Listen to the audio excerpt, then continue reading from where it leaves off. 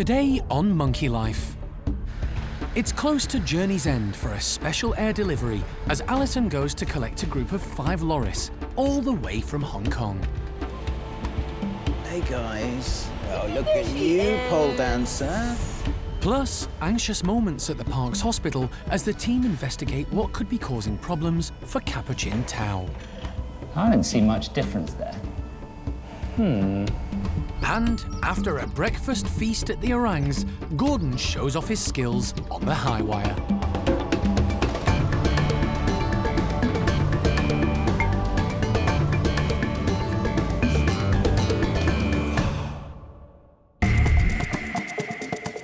Monkey World in Dorset, buried deep in the English countryside, is the largest sanctuary of its kind on the planet.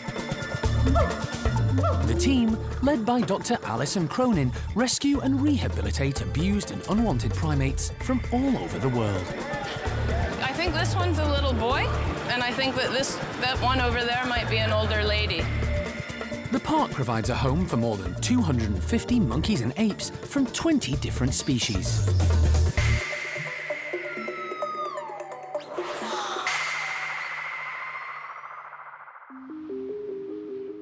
It's cold, dark, and very early as Park Director Alison arrives at London Heathrow's Animal Reception Centre. She's made the 100-mile journey from Dorset to collect 5 slow loris who've been flown all the way from a rescue sanctuary in Hong Kong. Good morning. You all right? How are you? Yeah, fine, thanks. Good. They haven't arrived yet. And hoping. Very excited. Okay. No, they're still over in the sheds. They're waiting for the driver to go and pick them up. Okay. Plane's landed. The loris are definitely on board, but they haven't made it around to the reception center yet. So now it's just a very exciting waiting game because I've got my pass and the doors are opening and hopefully the loris will be here shortly so I can just look in and see that they're all fit and well. But exciting time. This transfer is the culmination of almost 2 years of planning and hard work by all involved. The loris, 3 males and 2 females, are part of a collaboration between Monkey World and Sheldon Wildlife Trust in Devon.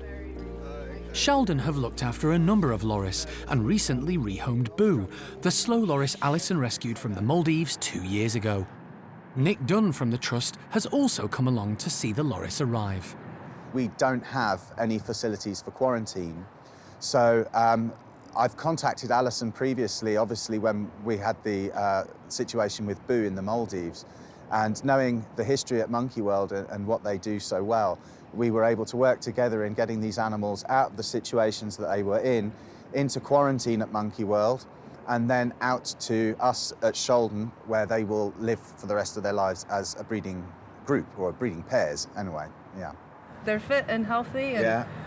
They look fantastic condition. They look really... All 5 loris were stolen from the wild by black market traders before eventually being confiscated by the authorities in Hong Kong. Like most pet trade primates, initially the loris were in very poor condition, but they're now fit and healthy, thanks to the care staff at Kadori Farm, the rescue centre which looked after them there. These loris are a vulnerable species, so the hope is to pair up 2 of the males and females from the 5, and then the final male will join Boo. It's worked out now that we have a good number of breeding pairs in the population to begin this breeding programme, really as a safety net population for the slow loris, and also so that we can improve husbandry and improve people's awareness about this amazing animal. As daylight breaks, the wait is over. This is it. Van's just rolled up. Drivers confirm. Got our loris on board, all ready to go, and we'll get them into the reception center and then I can have a quick look. Before the loris can be released into Alison's care, the paperwork has to be completed. Then there's just time to give her new arrivals a quick look over. You're a star. Thank you very much. All looking good, yeah. No, all 5 loris look really good. Everybody's chosen different sleeping position. We have one clinging to a pole, one of the ladies clinging to a pole. The blokes are either sort of up on the shelf or down on the ground, but everybody's looking pretty relaxed and very nice. So now we just have to get them loaded up in the van and we're back to Dorset. Hey guys. Oh, look at you, pole dancer.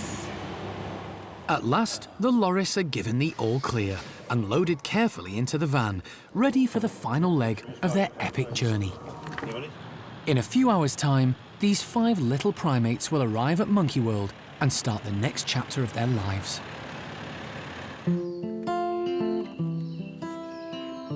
It's breakfast time over at Gordon's enclosure. Fruit is a big part of an orangutan's diet, and today it's oranges and pears. But the group are also going to get the added bonus of willow browse.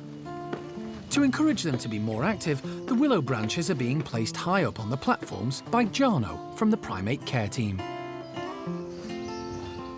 Why we put it up high is just basically so when they come out, they can have fun swinging around, and everybody, they like climbing around if there's food up high. There are 4 adult orangutans in this group: Gordon and his 3 ladies, Amy, Xiaolan and Lucky.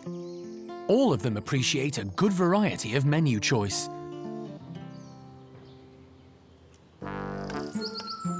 Almost all the food eaten by orangs in the wild grows in treetops, so tasks like this help encourage natural behaviour. Lucky has made straight for the willow browse and looks around nervously for somewhere she can eat it in peace. Gordon goes for the lowdown option first. Orangutans have incredible hand dexterity, so he finds it easy getting to the fruit, although he's not so keen on the orange peel. Xiaolan, on the other hand, can't get enough of the willow. Amy has stripped her branch completely bare already. Gordon tries the browse, but he's really not impressed. All the more for Xiaolan, who quickly picks up Gordon's discarded branch.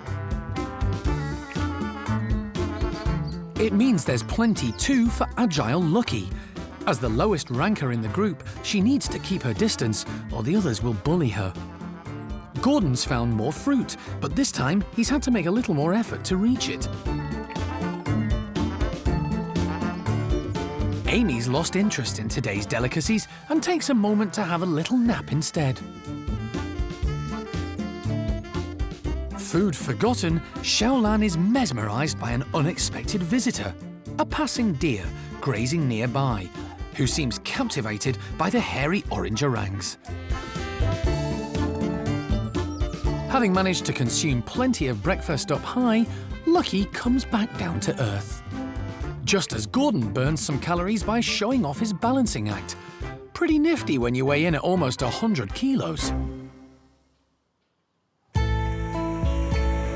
After years of planning and preparation, a 6,000-mile, 24-hour journey is nearly complete for the Hong Kong loris.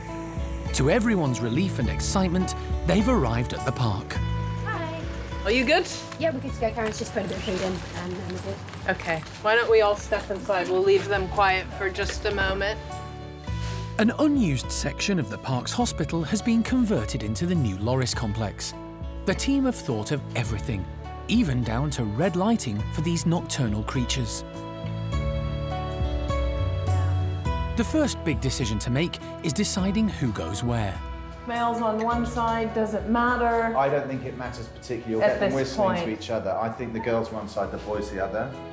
All 5 loris have travelled in the same box, but in separate compartments. Identifying who's who, male or female, and in which compartment requires careful attention. Alison and Nick attempt to work it out. There's a female, she's got quite dark markings. We don't know who we eventually want to mix with who.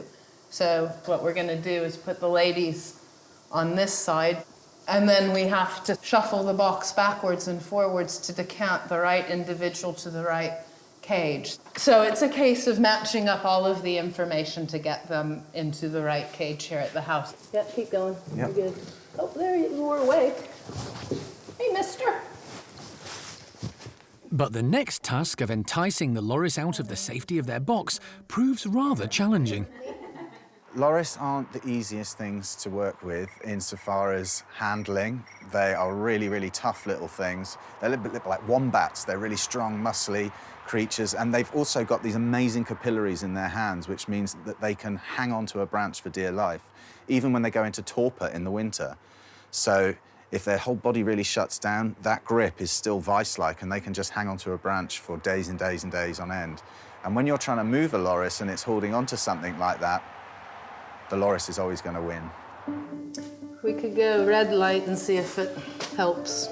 By turning on the red lamps, Alison hopes the darkness will help to settle the naturally nocturnal loris. However, it's a battle of wills, and Alison is losing. Who's going to let go first? It will be. You think it'll be me? After 20 minutes of gentle persuasion, the first of the loris is brave enough to check out their new home. Well done. That's a big loris. Yeah, see what I can managed to get the first one out. Jeremy's undoing the screws for the second one, and we'll try it from a different approach this time. Hopefully it'll be a bit gentler and quicker, because last thing we want to do is stress these guys after such a long journey. But 1 down, 4 to go. The red lighting seems to have done the trick. The remaining 4 are a lot quicker to come out, and all seem calm and relaxed, and eager to explore their new surroundings. It's really difficult to tell with loris anything. It's really difficult to tell what sex they are, it's really difficult to tell how old they are, it's really difficult to tell what kind of loris they are. But what's not too difficult is to find out whether a loris is happy or not. It's sometimes pretty easy. And all of those 5 loris just look like they're settling in well. They've obviously had a really traumatic trip, and now they're in somewhere new.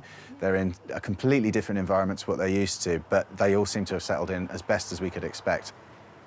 Over the next few weeks, the team will monitor their individual behaviour and temperaments, work out names, and decide who can be paired with who. It's hoped one day these special loris will successfully breed and help to secure the future of their species. But for now, they can relax and explore their new surroundings.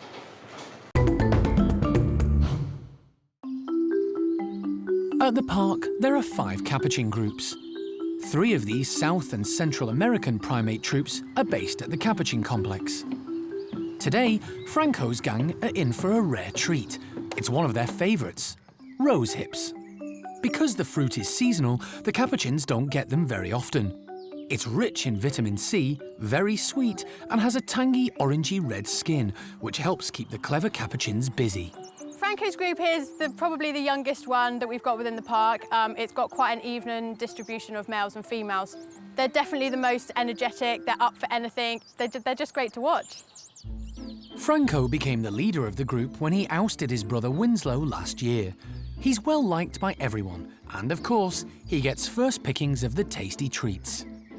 Fabian, another of the dominant males in the group, mimics wild capuchin behaviour by banging his rosehip on the wooden platform to get at the seeds more easily. Whereas impatient Felipe just uses his razor-sharp teeth to tear into the succulent flesh. The rose hips are quite seedy. It's something they don't get very often, so you'll find them picking them apart to have a good look at what's inside before they just eat it all in one go. Some of them will chew the fruit and then spit the seeds out, or some of them will rub them or squash them to separate the fruit from the seeds. So it's interesting to see that different type of feeding behaviour from them. William's preference is definitely for the seeds. He carefully picks them out to eat before the skin. High-ranking female Elisa favours the rosehip's skin and eagerly devours the seedless leftovers. But not everyone has a liking for rosehips. Lucy would rather spend her time and energy foraging for tasty bugs and worms in the grass. Some of the rosehips are in challenging locations, but capuchins have excellent colour vision, and Olive easily spots the bright red fruit. She manages to collect it without even getting her toes wet. Capuchins aren't hugely fond of the water, but if there's food in there, they venture over. It makes them work a little bit more for their food, and it's something different for them as well. During the feeding, the group was really nice and calm, which is really great to see from these guys, because you do see a bit of squabbling, a bit of competition over the food, but actually when the rose hips went in, we didn't have that today. They all just ambled about and they all just took their turn at feeding, so that's great for the group.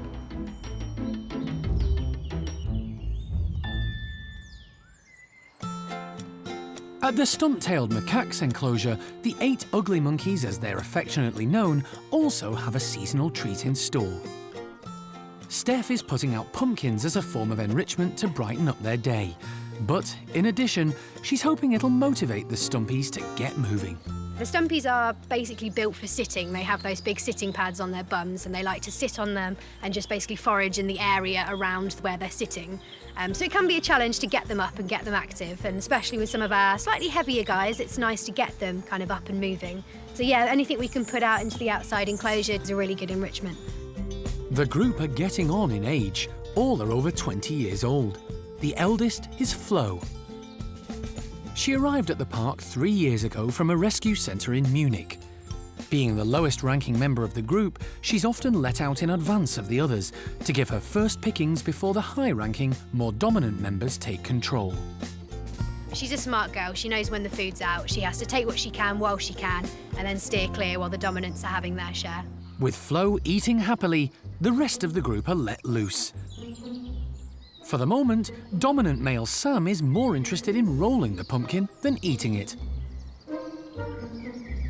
Low-ranking Charlie scoffs as much as she can, before moving out of Sylvie's way when she decides to muscle in.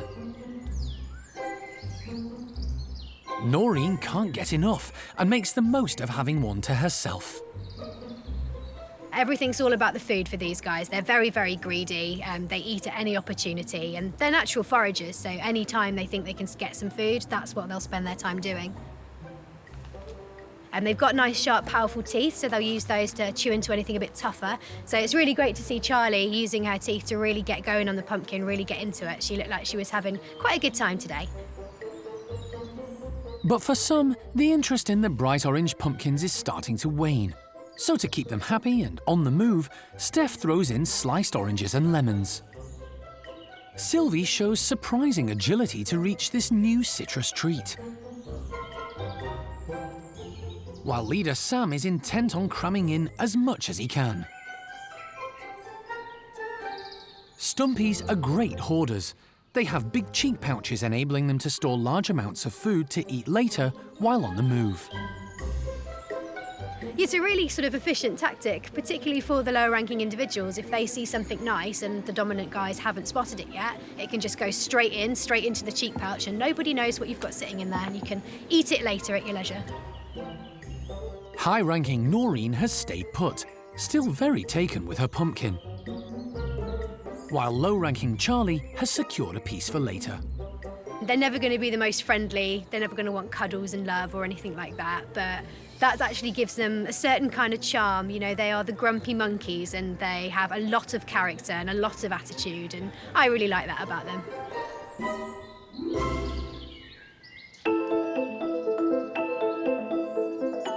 Down at the Capuchin complex, Tao's group are enjoying a little bit of R&R. He's the leader of a troop of 18, and he's backed up by his number 2, Bruce. The rest of the bunch are all females. Tao is adored by all these girls. They love him. He's always been followed by a little group of females. It's often known as the Tao train, really, because he has Tao plus a gang of girls going everywhere behind him. Bruce very much accepts that Tao is in charge of everything, and yeah, the group works very well in that respect. Tao has been at the park since 2011. He was rescued from a house in Slovenia, where he'd been kept as a pet in the basement for 6 years. Okay, here's the Tao. Hello, my boy. Now, Tao, here we go. His condition at the time was extremely poor. He was undernourished and had no muscle tone or strength due to lack of exercise. More worryingly, his skeleton was badly deformed, caused by a bad diet and lack of vitamin D from natural sunlight, crucial for growth in capuchins. We have some friends for you. Yes. You would like that. You will have a good time, Tao. Yeah. Jeremy was right. He has thrived at the park and is adored by his entourage. Although Tao's muscle mass and bones are much improved, his spine will always be deformed. This hasn't stopped him living a full and happy life. But just recently, something has changed. Tao appears to be quite lame, particularly on his back right leg. Now, obviously, because of his history and since he arrived, Tao has always had limited mobility. So we just want to try and get to the bottom of what's been going on with Tao, and particularly with his history, to make sure we can sort of treat it if possible and sort of get him back to his old self. Today, the team are going to investigate what's causing Tao's problems.